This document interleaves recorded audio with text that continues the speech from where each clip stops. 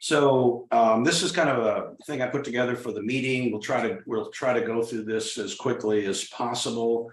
I know there's some people that want to watch the Astros game. I think there's one here with a nice orange shirt on and a logo. So I think so we have a few people here. We have Bill and Michelle who have both been on the trip before, and we have Dave. What's the last name is? Fight. He's goes to Church Project with me, and I met him a few weeks ago, and he's interested in one of the trips as well. And then I've had a lot of people say they're interested, they just couldn't log into the meeting today, so I'll just be following up with them. So thank you all for joining us, whoever's online there, and let's open with a word of prayer.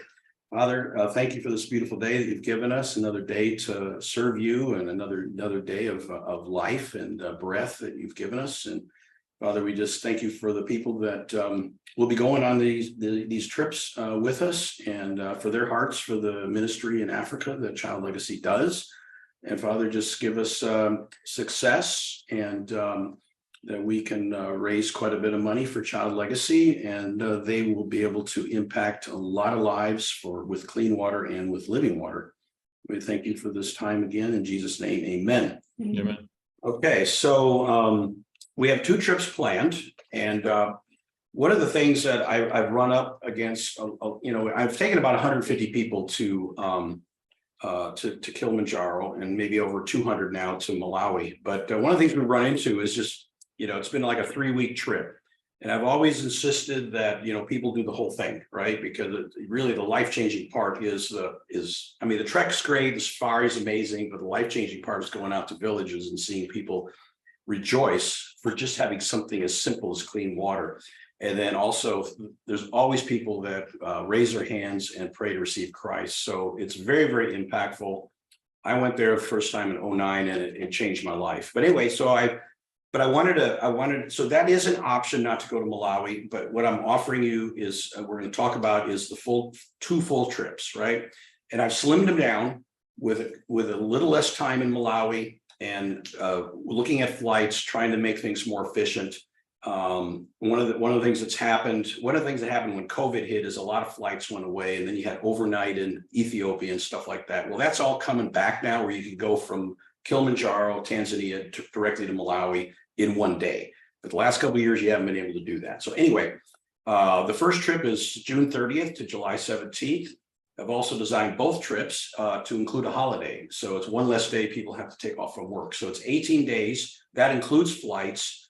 And so you leave Houston on the 30th, and you're back in Houston on the 17th. And that's a total of 18 days. And then the other trip is really a new idea. I went to Kilimanjaro about a month ago and tried out this other option and that first trip is 8 days of hiking. Okay. So when I went in September, I thought, is there some way to slim this thing down? So this trip will go to a different safari park, much closer to Kilimanjaro Airport. And so you'll get the safari, and then we do an acclimatization hike the day after the safari, up from 5,200 to 8,200 up Mount Meru. Then the next day and we stay up there. There's a nice set of bunkhouses. They call them huts. A car will pick us up and take us to the start of the hike, which is a 6-day hike. Same exact route, except basically you're starting 3,000 or 4,000 feet higher, but you've already spent a night at 8,200. So that's kind of in a nutshell the difference between those 2 trips, and we'll see the pros and cons. But why are we doing this?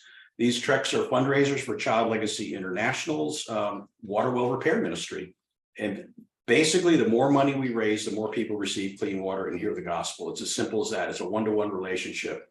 To date, the Clean Water Climb, which we started in 2011, has raised $4.3 billion, enough to repair 3,668 wells, benefiting 6.7 million people.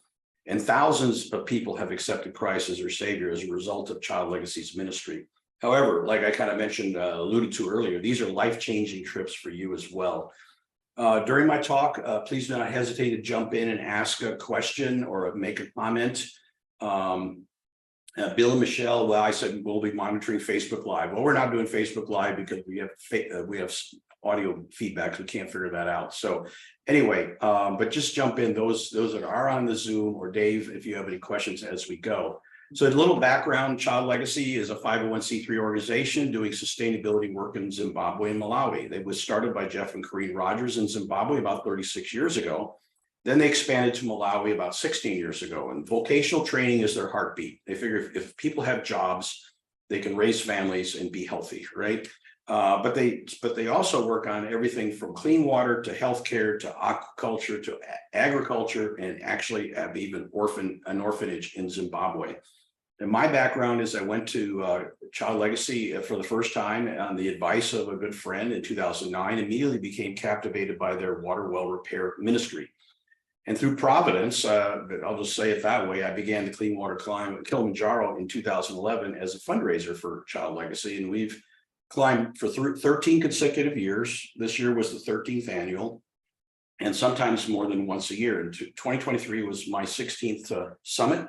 And I've learned a lot on what works and what doesn't work as far as people being safe and successful. So the entire trip has evolved into what I call Prairie Peak Purpose, or PPP for short. Let me pause 1 second. I want to give Dave flyers here. So Dave, if you want to follow along, this is exactly what's on the screen. And then these are the 2 flyers for the 2 trips. Those are for you. Okay.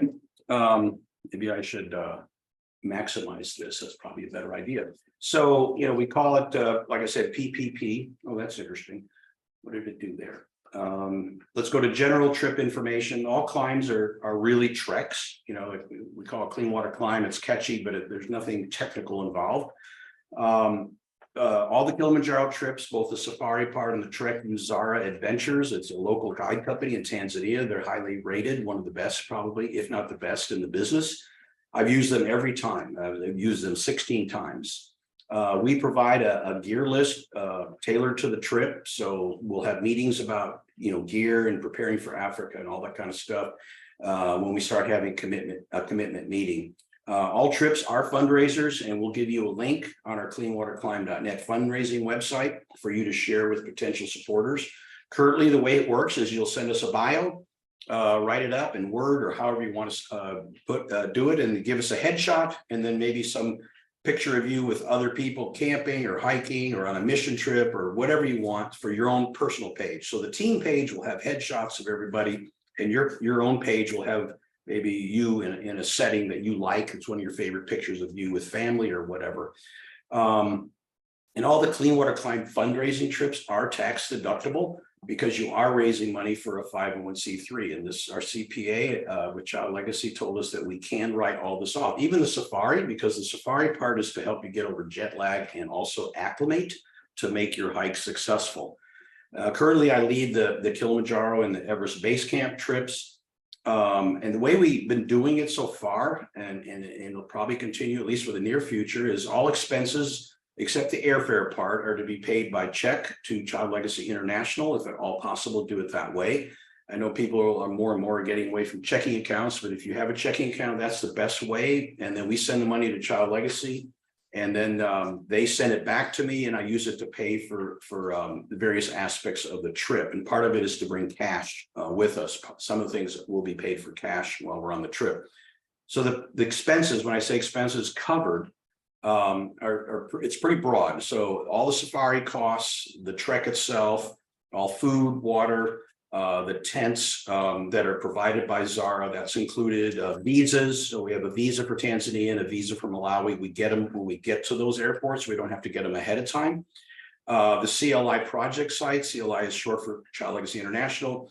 All the major tips, like for the safari guides and our guides on the hike, that's all included in the expense that you'll see what that is. And then the CLI project, there'll be people that take care of us there, so they get a small tip as well.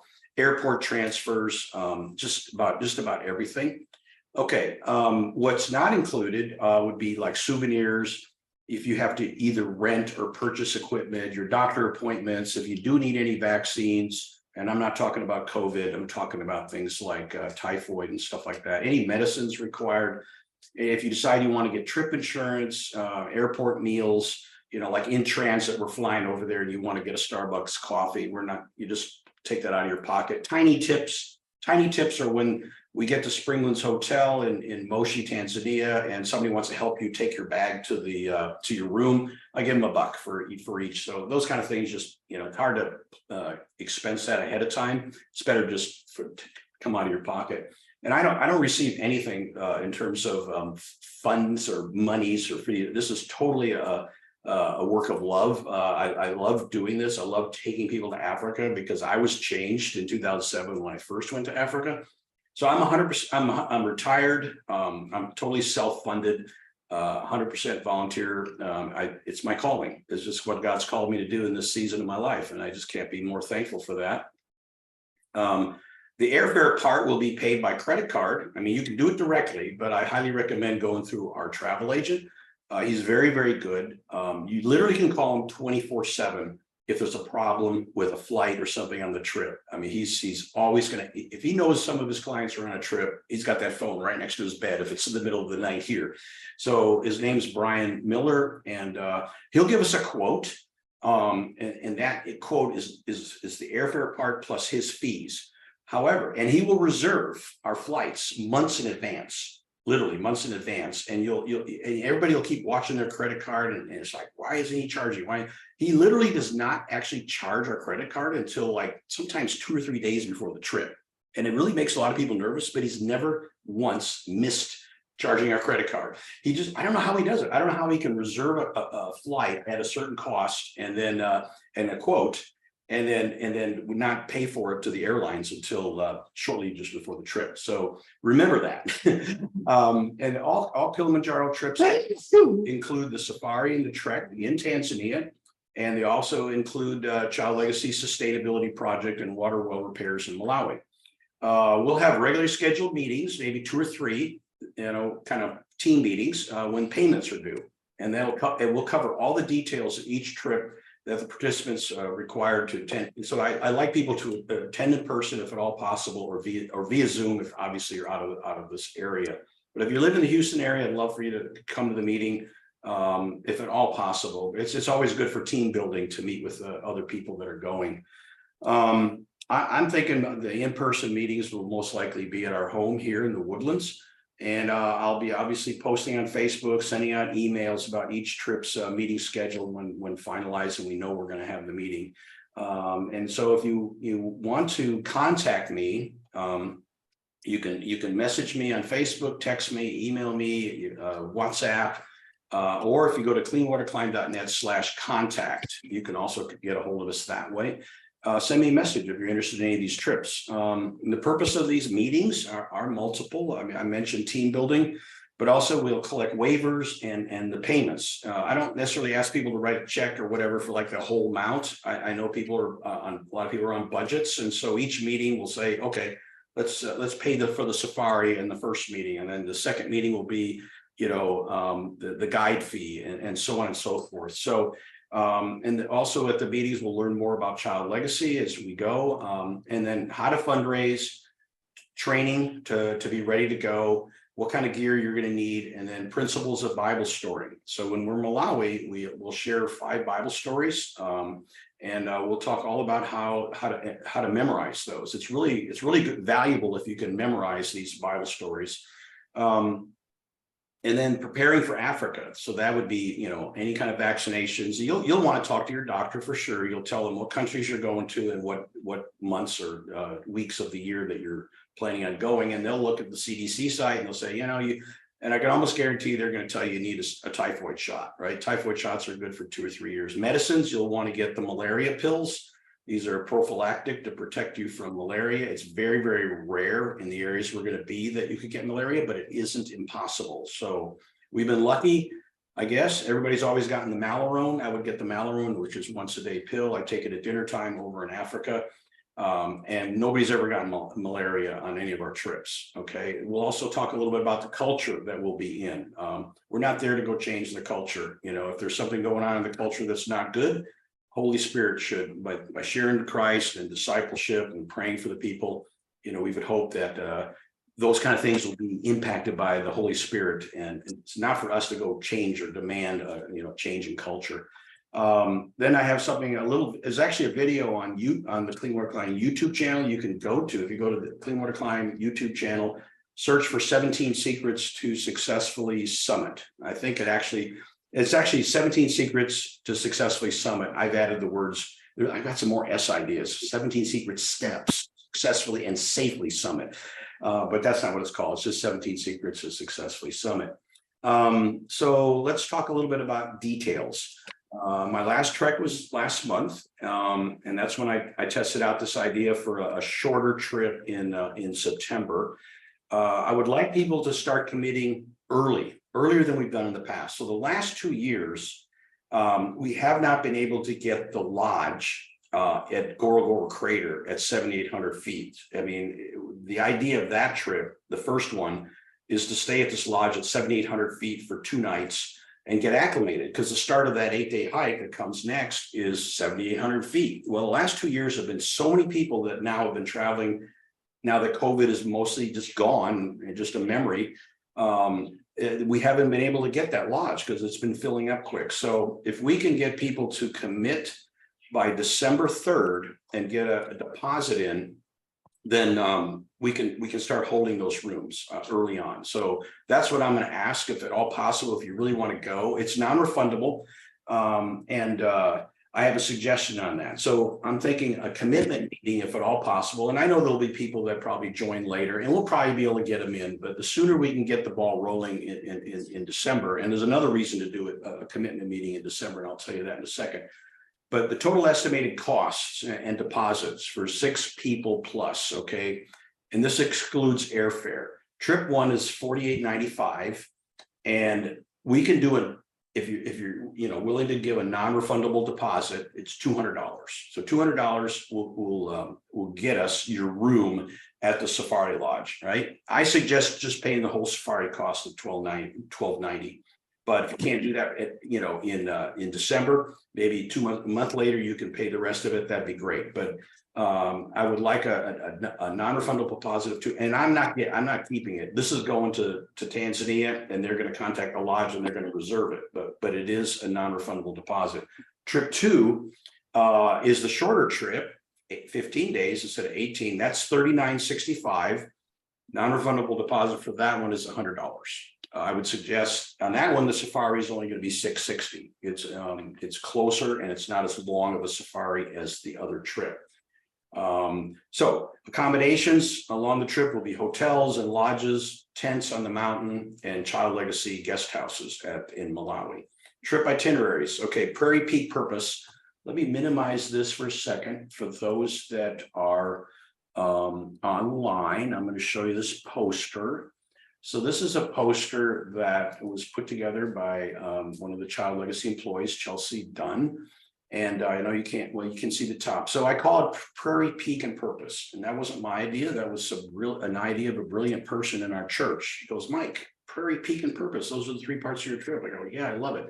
So, starts with a safari, and then we do the peak part, and then we do the purpose part. So that's what Prairie Peak and Purpose is all about, kind of in a view there, a visual. So let me maximize this again. Okay, so let's talk about trip 1 and a little bit of the itinerary. So flights will be via Frankfurt.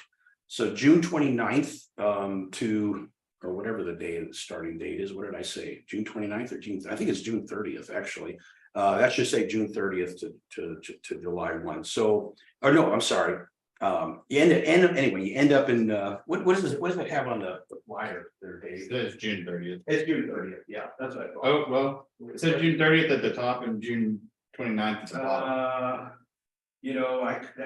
Okay.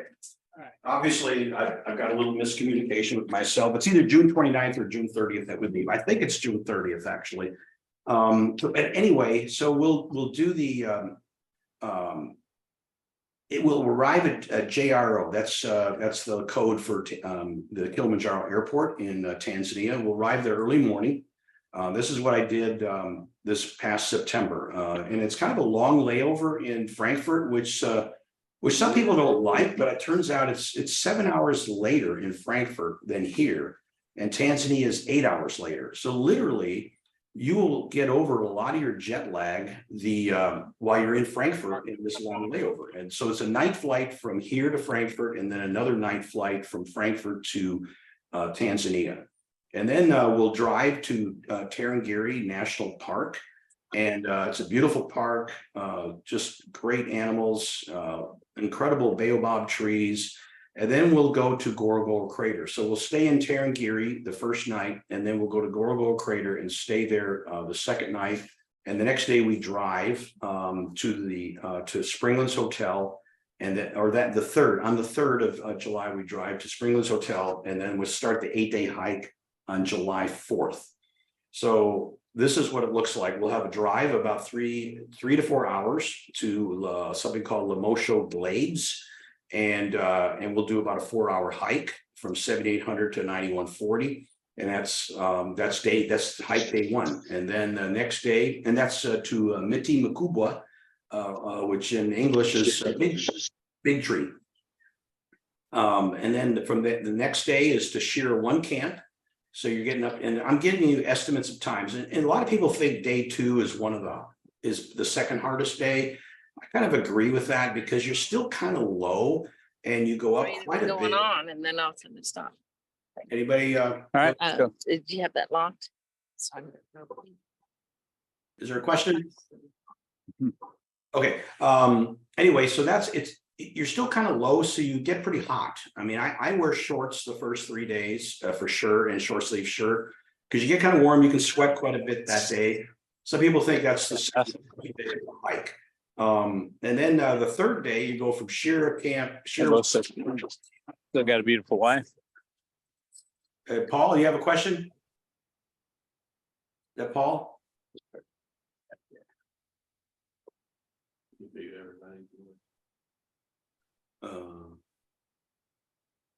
Okay. And then the 3rd day is from Moore Camp to Lava Tower to Barranco Camp, then Barranco Camp to Karanga Camp, and then Karanga Camp to Kosovo. So you're by day 7 or day 6, you're at Kosovo camp. Then day 7, you go to the summit. And then if we're feeling, we should go into the crater and see the ash pits and the glacier, and then down to Millennium Camp. And then that's a really long day. Okay, but there are breaks in there. I mean, we have a break at the summit. We'll have a break when we get back to Kosovo camp, which is the final base camp. So we go from Kosovo up to the summit into the crater, back to Kosovo. We'll have quite a bit of time to rest at Kosovo and have lunch. And then we go down to Millennium Camp. So it's a really long day, but there are breaks in there. And then the next day is a much shorter day, and you go out to the gate called the Mweka Gate. And then we go down to Child Legacy. And the first day we're going to get there on a Saturday. And then the next day we'll go to the church at the project site. There's a church on the project. Pastor Johan Chikwatu is the pastor. He's also an anesthesiologist for the hospital there at the project. And then the afternoon after church, we'll get a tour of the entire project. And then we'll have 1 day of well repairs and Bible stories and discipleship. And then we fly home. But if anybody wants to stay an extra day or 2, there's no problem with that. I probably will stay an extra day or 2 because that's just not a lot of time in Malawi. But you know, if you have that limited amount of time, this gives you an opportunity to basically sample everything that Child Legacy is doing in a 3-day period. Trip 2 will be the same thing, going through Frankfurt. However, the safari will be in Arusha National Park, which is only 1 hour and 15 minutes from the airport. For the first trip, those parks are like 7 hours away from the airport. So that's another reason why that trip is longer. It's a further drive to get to the safari parks. Nicer safari parks, you'll see more animals, but at least in the second trip, you are going to a national park that has some animals. I mean, when I went this time, I saw 14 giraffes, and you could walk right up to them practically. I mean, it was unbelievable. I've never seen that many giraffes at one time in my life in one place. And it was a day. Part of the safari is a walking safari, so that was very cool. But anyway, we arrive early in the morning. We have a whole day in Arusha National Park, and then the next day we actually do an acclimatization hike from 5,200 feet up to 8,200 feet, where there's huts called Mirakamba huts. And that's and Mount Meru is the second highest mountain in Tanzania. We're not going to the top. We're just going to go to the first camp on that mountain. So if somebody was doing Mount Meru, this would be the first camp that they would start at. It's about 3.5 hour hike. And then the next day we'll be picked up by car at Mirakamba hut and go to past a place called Morum Barrier. And then we'll hike to more camps. So we're going to go from 8,200, probably drive down a bit, and then go up, drive up to 1195, and then hike to 13,580. And I did that this past September. And then the rest of the hike is exactly the same as the 8-day hike. Moore Camp, Barranco Camp, Karanga Camp, Kosovo Camp, etc. So it's all the rest of it is the same. We're just driving to a higher starting point to save people 2 days. And then, of course, the child legacy part is going to be the same as well. And we'll be back home either on the 10th or the 11th. If you leave really early in the morning, which is what I did, I actually got home the same day that I left Tanzania. It was pretty amazing. Okay, so here are the options for both trips. Like if you wanted to shorten it up, you could make trip 1, again, depending on flights, either a 14 or 15-day trip if you didn't go to Malawi. Trip 2, you could make it 11 to 12-day trip if you didn't go to Malawi. However, you can also make the trip slightly longer. If you wanted to spend more time in Malawi, you could add a day, and then trip 1 becomes a 19-day trip, trip 2 becomes a 16-day trip or plus, depending on how many days you want to stay. I will probably stay at, I haven't, really thought it through yet, but I will probably stay 1 extra day, especially on the second trip. So if anybody wants to do that, they can. We'll just go up to some more water well repairs. Let me, before I go on to the highlights, let me pull up some other, I'm going to pull up the flyer. So this is the flyer for, this is a map. Sorry about that. Let me go back. I want to show something else before I show the map. Here it is. So I wanted to show the flyer. So and these are very similar looking flyers, except for the dates. So here's Tangiri. This is a sunset shot I took of a baobab tree in 2020. And these 2 shots are from 2 different trips to Ngorongoro Crater. One thing will almost guarantee to see lions in Ngorongoro Crater. And then, and also elephants. We'll for sure see elephants. And this elephant here was at the crater rim, about 7,800 feet, which is where we'll be staying at that elevation. And then in the crater were the lions and all the other animals. I mean, there's 20,000 animals in this crater. It's an ancient extinct caldera. So it's an extinct version of what Yellowstone National Park is. Yellowstone is sitting on an active caldera, and hopefully it doesn't blow up in our lifetime. But anyway, so you're down around 5,000 feet all day long, looking at the lions, and then when you get up to the rim, you'll see the elephant. Well, you'll see the elephants in the crater. Actually, it's kind of rare to see them on the rim. And then that's the prairie part. And this is here's a group of us in 2016 or 17 at the top of Kilimanjaro, and you'll see Milky Way. This is at Karanga Camp. I took this picture last year, a 30-second time exposure, and I know you can't see it in this picture, but it's there's actually a meteor in there too. And then this is the ash pit that you can walk right up to the edge of. And this is, so it's called the Roosh Ash Pit, and this is the Furtwängler Glacier. I took this picture in 2020 when I first went into the crater. I'd never gone into the crater. That was a solo trip also because of COVID. I really wanted to see, what is this glacier like? What is this ash pit like? And so forth. So we'll see those. Hopefully we all have enough energy and we want to do it. You can almost kind of do it on the way out. It's just a little bit longer going out. Back down to the final base camp. And then this is the purpose part, right? So these women are celebrating at a well that was repaired. I mean, there's just so much amazing singing and joy. It's just hard to understand. I don't celebrate when I turn the faucet on in my house. I take everything for granted. You should. I should. I'll tell you, after I went to Africa, I stopped letting the water run brushing my teeth. At least I did that. And then these are people praying. This was Bill, I think you were on that trip. This was 2018, and Scott Gregory managed to get this picture, and we were at a clinic, I think. It was a clinic. Yeah, and he grabbed this picture of us, all these people praying. Women were nice there. Yeah, They were asking questions. Yeah. Right. And then this is the project site we stay at. I know you can't see this very well, so let me minimize this for a second and show you.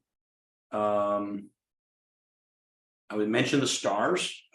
So this is a picture I took last year from Karanga Camp. So we're 13,200 feet. And these are, obviously the tents, so people have lights on inside, and that's Milky Way. And if you look really closely, there's a little streak right there. Of course, I didn't know that until I looked at the picture after I took it. So, and then this light here, down here, this is actually a reflection of light on the bottom of clouds, and this town of Moshi is down here. So we're at 13,000 feet. Moshi's at like 2,500 feet. So there's light from 2,500 feet lighting up the clouds all the way at this elevation. Those clouds are probably around 12,000 feet, 1,000 feet below us or so. So at this point forward, you're above the cloud. Oh yeah, you're well above the clouds. You've been above the clouds for probably a couple days at this point. And then let me minimize that, and then let me show you. Okay, so here's a picture, and that's that picture over there. That's from 2018 too. So this was 2018 when they had a record snowfall, and we went the earliest we've ever gone. We went like the 1st of June, and there was still snow when we went, Bill, up there. But this was incredible. It was like 4 or 5 feet of snow, and when we got to the top, and 2 days before the trip, they contacted us, bring crampons, right? So it's early June, late May. We can't get crampons 2 days before the trip. So they had to actually make crampons for us. And they didn't stay on very well. The poor guides would have to put them back on our feet because we couldn't bend over. We had too much clothes on. And it was funny. But anyway, this is kind of this right here that I'm over with the mouse is Mwenzi Peak. That's the third highest peak in Africa. And it's like 18,800 feet or something like that. So we're already above that. I think we're close to 18,800 or maybe 19,000 where we're standing right here. And we're looking back towards the east when the sun's coming up. So behind me is the peak. Normally, we don't have any snow. In fact, that's the only time we've really had any snow. So let me show you what normally it looks like. This is what it normally looks like. This was from 2013. Here's that Mwenzi Peak again. You can see the clouds are way below us. Here's a massive glacier. You'll see all these glaciers as we're hiking up. And again, the actual top of Kilimanjaro is behind me when I took this picture, but this is very close to the summit. And then, so. You've given me more white hair than I've given you. So this is from this year. So this is from like about a month ago. So we always take a banner with all of our community partners. So if you work for a company or you know somebody that would like to be like a corporate sponsor, partner of ours, and we have churches on here like my church, Woods Edge Church. We have some other nonprofits, and then we have businesses like I have Merrill Lynch. I have my accounts there, and so they were willing to be a sponsor. This financial company, CMG. Here's my primary care physician, Highland Woods Health. Here's my dentist, and then I think my urologist. Yeah, Northwoods Urology of Texas. So they all contributed money. They all contributed money to and the money goes for what I call swag. So when donors. This up until this year, anyway, if anybody donated $150 or more, they got something, maybe a water glass or a coffee mug or a water bottle or something, right? So that's what this money goes towards. It doesn't actually go for the well repairs, but it helps support.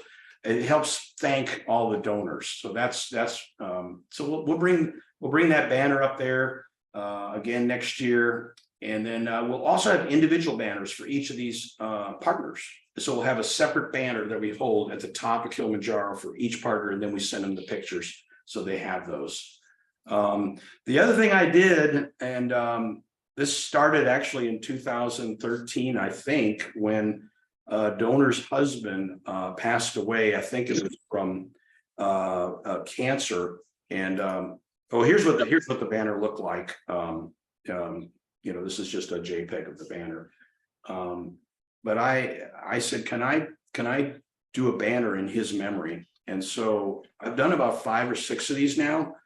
So this is one that I brought up to top of Kilimanjaro. She worked for Child Legacy, and she had a very rare liver disease. And long story short, she passed away about a month before my hike. And so I contacted her sister and said, can I? And Chelsea was so instrumental in like the banners and the logos. She was a graphics wizard, and she prepared all kinds of stuff. And so she really helped us a lot.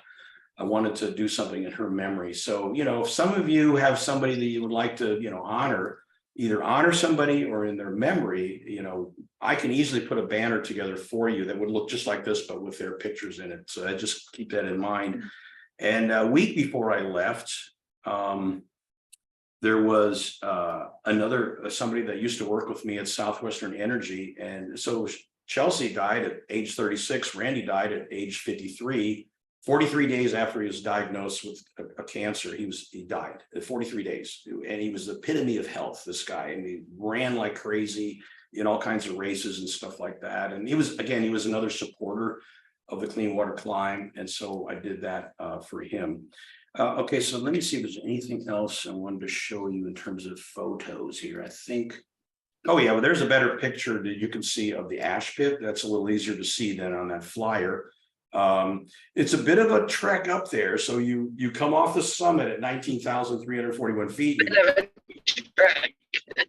You go down to about 18.8, and then you have to climb back up to maybe 19. I mean, so you lose a few hundred feet, and then you have to, and you're pretty tired, but it's really worth it, as you can see.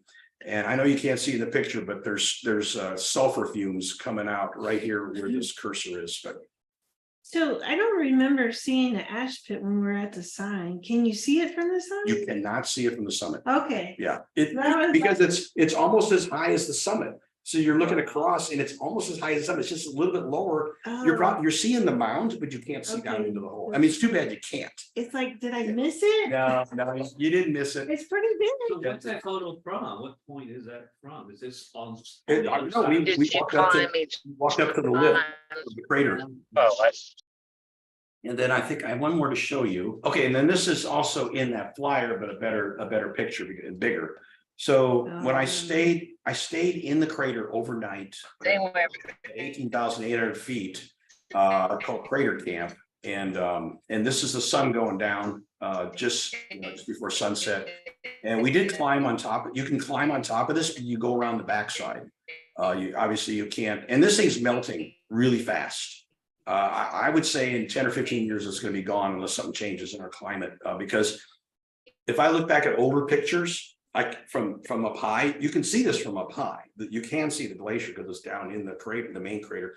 But there are blocks of ice in front of this picture, in front of this main block of ice, and they're all gone now. I mean, there were some really big blocks of ice that were part of this glacier. They're gone. So, if you want to see this glacier up close, don't wait too long. Go with me next year. It is a volcano. Yeah. Okay. So let me, Volcano. so we talked about the, kind of the details of this trip. Now let me pull up the other flyer, and then let's see how we're doing on time. We're doing pretty good. It's not much longer. So this is you can see these are different pictures at the top of the flyer.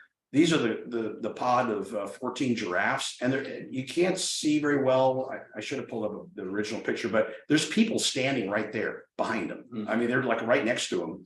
And as we got close to him, finally the guide says, "Okay, I wouldn't go any closer than that because they could, stomp you to death or something, I suppose."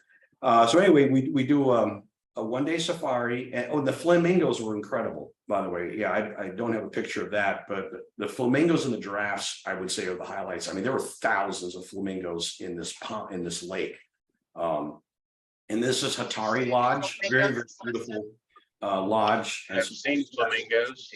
And then the next day you go on this 1-day acclimatization, or no, 3-hour acclimatization hike, 3.5 hours from 5,200 to 82. And you'll sweat a lot because that's still pretty low elevation. And you'll go with a guide that has a rifle.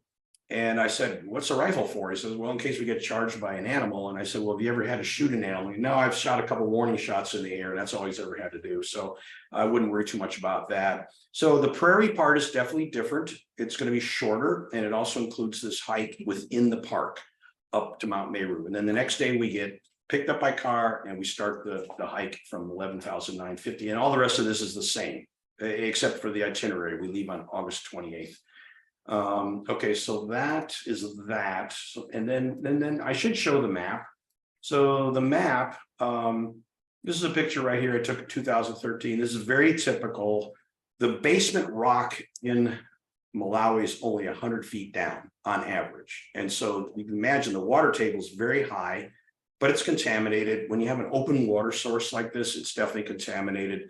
So, you know, the women do all the work in terms of water, right? They collect the water and they cook with it and they do the laundry with it. And then the young kids like this, these two young ladies, you know, they're carrying small buckets on their heads, but this is really hard on the spine.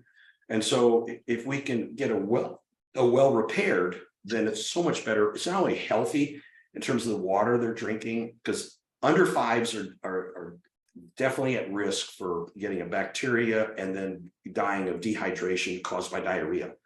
I mean, if you're older than 5, it's not as risky. You'll still be sick a lot and, you know, not being able to function much. But under 5, there's a really good chance the child could die from diarrhea if they can't get to a clinic or something like that. So you're saving lives. You're helping people be healthier. If the water is right there in the village, like this is at a school actually where that picture was taken in 2010, and then this one, I think that was in the flyer. That picture right there. I think I took that in 2016. There's usually a well kind of near either in the center of the village or on the edge of the village, and so they still put the water on their heads, the 5-gallon bucket, but it's much closer to where they live, right? So this is a map of Malawi, and all these dots on here, the blue ones and the red ones are well repairs. The red ones are last year's well repairs, 2022. So we did a lot of well repairs concentrated in this part of the country. This is the project site, which I think, I don't know if I showed you a large one of that. I should. I thought I had it open, maybe not. But anyway, this is where we'll stay. It's located right there, about an hour from the Lilongwe airport. So we got about an hour drive to get to the project. We'll stay there overnight. They'll feed us. Freddie is our cook. He's a great cook. A lot of fun to be around him. And then we go out during the day to fix wells and share the gospel message. So that's kind of where we end up at near the end of the trip. And I don't think, maybe I do. No, I don't. Okay, so let's go back to this itinerary. Okay, we talked about expenses. Okay, we talked about this part. We talked about that trip, and we talked about the second trip, and we talked about the options. So here we are at the highlights. I'd say, you know, the highlights are, we'll get over jet lag in Frankfurt, Germany. Plus, I haven't mentioned this at all, but a friend of mine who's also a doctor was reading one of my newsletters and said, Mike, there's this medicine called Metafenol. I think that's how you say it. And he uses it. It's originally developed for narcolepsy, but it's kind of like Diamox. And we'll talk about all the medicines at another meeting. But Diamox was developed for glaucoma, high pressure in the eyeball. And it has this wonderful other effect that takes away altitude headaches. Diamox, right? So Metafenol, or modafinil, it's either moda or meta, was developed for narcolepsy, you know, people that all of a sudden fall asleep in the middle of the day. Well, he says you take 100 milligrams of that 3 days in a row at 9 o'clock. And when you arrive at your destination and when you get back to the US, and I tried it this year on my trip, I didn't have any jet lag at all. So I thought it worked fantastic, but it doesn't hurt to always also spend a little extra time, you know, getting over, you know. How does it work? Don't know. It's not putting you to sleep. It's probably some kind of slight stimulant, I would think. Oh. That's what I think it is, but it's not like a typical stimulant. So I don't know. He just he prescribed it for me. He asked me what my pharmacy was, and he called it in and didn't have to go see him or anything. Frankfurt's great because you can also get out. Right. So it's a 7 or 8 hour layover. I didn't get out, but other teams in the past that just go to Malawi, like this year, the Malawi team, they all just left the airport and went and had some schnitzel. We did. Yeah, schnitzel. We had schnitzel. Yeah. So the other thing we do, we have a daily devotional based on the life of Abraham that my pastor has written. He wrote it in 2018 when he went, and it's great. And that'll be an opportunity for people to read each day. They can either do it on their own, or we can sometimes we get together, depends on how big the team is. When we get in the dining room tent, I'll ask, well, what did you think about All the spots full. So amazing safari animals, amazing Zara personnel. It's also Kilimanjaro is one of the 7 summits. So 7 summits are the highest peak in each of the 7 continents. So if you conquer Kilimanjaro, you could then call it Kili. You're not allowed to call it Kili unless you conquer it. But it's one of the 7 summits in the world of the 7 continents, the highest peak. And it's considered the highest freestanding mountain in the world. So it's a volcano and it's just out in the middle of nowhere, right? So it doesn't have like a bunch of other mountains around it. You know, you think about Everest, which is 10,000 feet higher. It's not freestanding because there's other, 25,000 foot peaks around Everest. So that's why this can be called the highest freestanding mountain in the world. It's you saw the Milky Way picture, Barranca Wall. First time I heard that, I go, oh, I don't think I want to do that route. That sounds really scary. Well, it's not really a wall at all. It's just a little steeper. And there's a couple places you use your arms to pull you up. The crater tour, the Rausch Ash Pit, Fort Wrangell Glacier, if at all possible, we should try to get down there to see that. It's pretty breathtaking. And obviously the Child Legacy Sustainability Project. We have great favor with the government of Malawi because of all the water well repairs. We have such great favor that they pay for half of the medical expenses at the project, which is maternity, the clinic, all the doctors. They literally pay for half of it. Village visits, obviously going out to the village is probably the most life-changing part of the trip, to see how people that live off of $1.50 a day wages or whatever live. It's the opposite of in terms of prosperity. So the key differences between the trips is trip 1, we have Tarangire National Park and Ngorongoro Crater are world-class destinations. I mean, these are world-class. You're not going to see Ngorongoro Crater, if it wasn't for some of the Maasai living in it, it would be part of Serengeti National Park. It's all part of that same ecosystem. And Serengeti is probably #1, right? Or close to it in the world. Anyway, these are world-class safaris. And we acclimate by sleeping at a safari lodge on the crater rim at 7,800 feet. So trip 2, Arusha National Park, not as world-class. However, you will see animals. And I take the highlights from me were the giraffes and the flamingos. Though we saw monkeys, we saw blue monkeys, we saw colobus monkeys, we saw zebras, we saw Cape buffalo. So you'll me hang out in the but probably not any lions. side There's no hotel instead of going to Arusha. Does anybody have a question? I say, oh, that's how small. Yeah, but it was on my itinerary. But it wasn't. Where do we do that? Participant. Up at the top? Yeah. Just participant, not you. Click on the participant. There you go. Yeah. Doesn't. See the individual, click there you go. I'm gonna mute if that's okay, because we're getting some kind of feedback. Okay, so for trip 2, we have a different park, but it saves us a lot of time. And then we have this acclimatization hike on Mount Meru, which is really cool. We stay in some nice huts up there. They're like bunk beds in these nice buildings, and then we'll get picked up after we sleep at 8,200 feet and then head over to Kilimanjaro and start that hike at 11,950 feet. So that's the safari difference. So the trek differences, you have an 8-day Lemosha route starting at 7,800 and you've acclimated at 7,800. Trip 2, you have an acclimatization hike and a 6-day safari sheer route. So really that's kind of like 7 days of hiking, but it is cutting off a couple of days, or at least 3 days total actually. Pros and cons.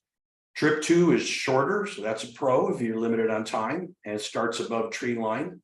That's a con because you don't get to be in the rainforest, right? Trip 1 is longer, which may be a con, and starts in the rainforest, which is a pro. And about every other time we've seen colobus and or blue monkeys on the first day. We've actually had them in the first camp. two, and one of them almost peed on one of us from the tree once in 2017. So the next Kilimanjaro meeting will be December 3rd. If you are in town, and I'm gonna make this a considerably longer meeting because I want to go over 3 different things. So I'm saying I'm gonna call it from 5 to 7:30. Now we can adjust that if people say, well, you know, maybe we can do it a little bit earlier, and so we can dialogue about that a little bit. But right now I was thinking 5 to 7:30. We'll order some pizza here at our home. We'll ask for the deposits, preferably make the deposit your safari fee. Now the only part that's non-refundable is the 200 for trip 1, 2, and the 100 for trip 2. And then we'll have waivers, and either you have done them before, and you can fill out these waivers online.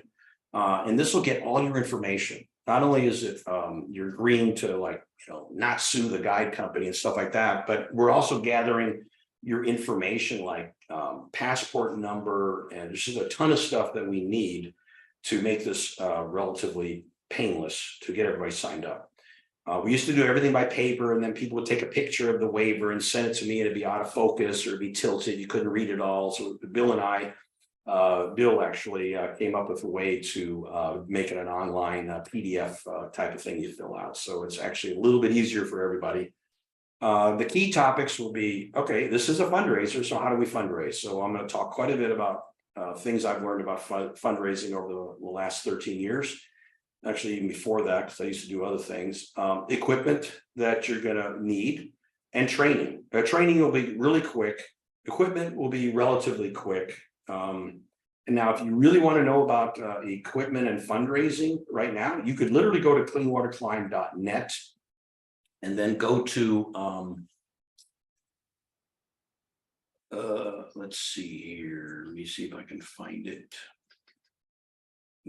Oh, here we go. So I do have this. This is our page, cleanwaterclimb.net. So you can read about, you know, how it all started. You know, here's how here you can go to, you know, current climbers. You can see who's doing it this year, and you can read bios, get an idea what other people write.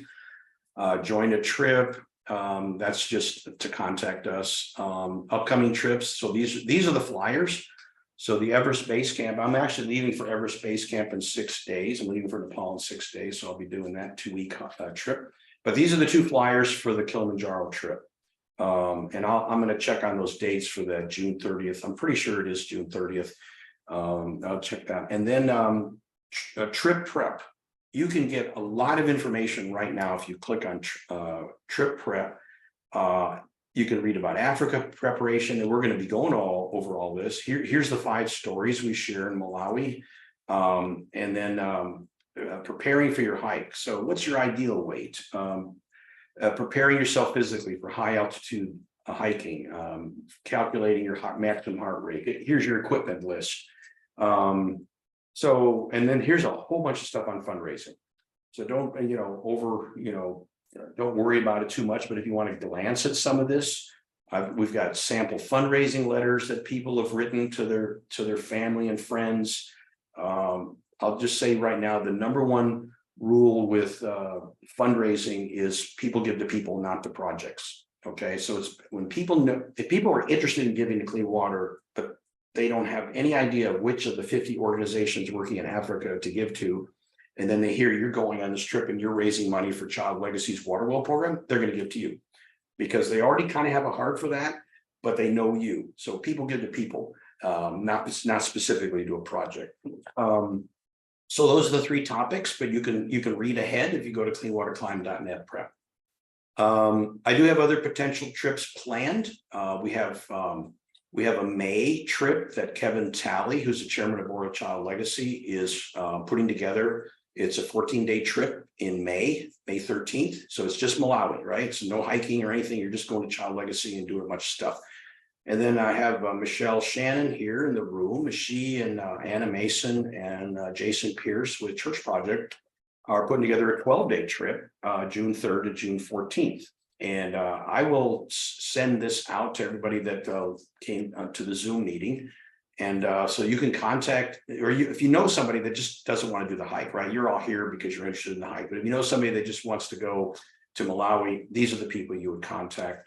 Highlights are kind of the same. We've already talked about all that. And then I'm also planning an Everest Base Camp trip in 2024. So does anybody have any questions? I probably need to unmute everybody, right? So how do I? Let's see, here we go. So You can stop sharing your screen. stop sharing. Is that the first thing? Yeah. And where do I You do can that? see Yeah, right everybody. button. There's stop sharing. Oh, right there. And then go to your, There you go. Okay. it should say unmute. Is it Unmute. at the bottom? Yeah, see at the bottom. No. Well, I think it's airways. I think they can unmute them. They can unmute themselves, I guess. Okay, you can unmute yourself if you can hear me. Can you hear me? Yes. Okay, good. Dudley, do you have any questions? Yeah, I think at one point, I know Barb is in skipping the peak, but doing prairie and purpose. Yeah, And at one time you said you might be able to put something together which just does an extended prairie or yes. comes a little bit later. Is that still an option or? Absolutely. We've had 4 or 5 people that it all started in 2014. When one lady, when we were at the safari, she started getting nosebleeds in the middle of the night and she kind of panicked about it and said, is there any way that I can get out of the hike? She's already paid for the hike. So we took all the money for the hike and we just told the guide company, hey, can you just take her on a 5 or 6 day safari while we're hiking? And they did. And so we've actually done, and then she loved it. And she was just by herself with the guide and she absolutely had a fantastic time. And she liked it so much that she went back the next year just to do the safari also while we were hiking. And my wife went with her. And so there were 2 of them. And then we've had Paul Donnelly's wife went in 2021. And then we've had at least one. Adrian, yeah. So we had somebody this year that was going to go on the hike. She broke 2 toes 2 days before the trip. And so we contacted Zara and we said, can you just take the money for the guide and put it on the safari? So we can easily plan that if we know that ahead of time. Awesome. We can do that. So is that Barbara right there? Yes, hi. Hey, Barbara, yeah, we can easily put you on a safari while we're hiking. Okay, well, if it's good to know there's that option, I need to think about it a little bit more. Sure. Any other questions that you guys have? Now, Dudley, did you say you might be in Houston on the December 3rd time? We were discussing it, maybe possibly visiting our daughter and a friend that's down there. He's the lawyer in the Woodlands. Yeah, I don't know for sure. Okay. Well, Our that's daughter's coming to visit us at Christmas time. So she was asking, well, why are you coming to visit me a few weeks before I'm coming there to visit you? So we haven't worked it all out. But my current plan right now is, it's just by myself, just fly down there and just come to your meeting and, visit a little bit and then come back. That'd be great. So I met Dudley. It's really cool. We met on the Appalachia Trail in the Smoky Mountains. Right, that's what it was. It was Smoky Mountains. In 2018, not and 2019. that's how we met. And then kidding. I gave Dudley my contact information. I don't know at that time if you were interested in Kilimanjaro or not, but and he's been a supporter financially to the Clean Water Climb, and so it's been on his heart to do Kilimanjaro for quite a while. So where do you live? And Doug? you live in what, Virginia or? Shipman, Virginia. Barb lives in Sterling mostly. That's our old home, and our new home is in Shipman, Virginia. So it's about 20 miles south of Charlottesville, Central Virginia. Okay, that's great. Right in the foothills of the mountains. I go hiking once a week just to try and get in shape. Start early, getting in shape. That's great. That's great. Okay, well, I will. I'll send out that document that I went over, so you have that. And did you get the flyers from me in the email? You probably got those. I got them. Yes. I'll double check on those dates for They're always on our website. the July trip, and they're always on. That's right. They're always on the website if you go to upcoming trips. So, but I need to double check. It sounds like there's a typo in there on one of the dates. So, well, I'll just close this in prayer unless there's any. Do you have any questions? Not right now. Okay, good. Yeah, you can pummel Jerry with questions. All right. There you go. Yes, Heavenly Father, thank you for this time that we had a chance to talk about what you're doing in the world through Child Legacy in Malawi, and we're thankful for them. And we ask you to be with Jeff Rogers, the CEO, as he continues to lead that organization, and give him wisdom and strength and good health to continue on. And Father, thank you that we can be a small part of what you're doing in Malawi. Thank you for that, Lord. Thank you for each person that logged in or came here, and just be with all of us as we continue to plan for these trips in the summer of 2024. And we just pray all this in Jesus' name. Amen. Amen. All right. We're recording this, so I'm going to put it on YouTube after I'll have to put it into iMovie, I think, to make it something that is a JPEG or an MP4 for YouTube channel. So anyway, I'll let everybody know when it's out there. Okay. Thanks, Mike. Okay. Take care. Nice meeting you, Barbara. Likewise. Bye.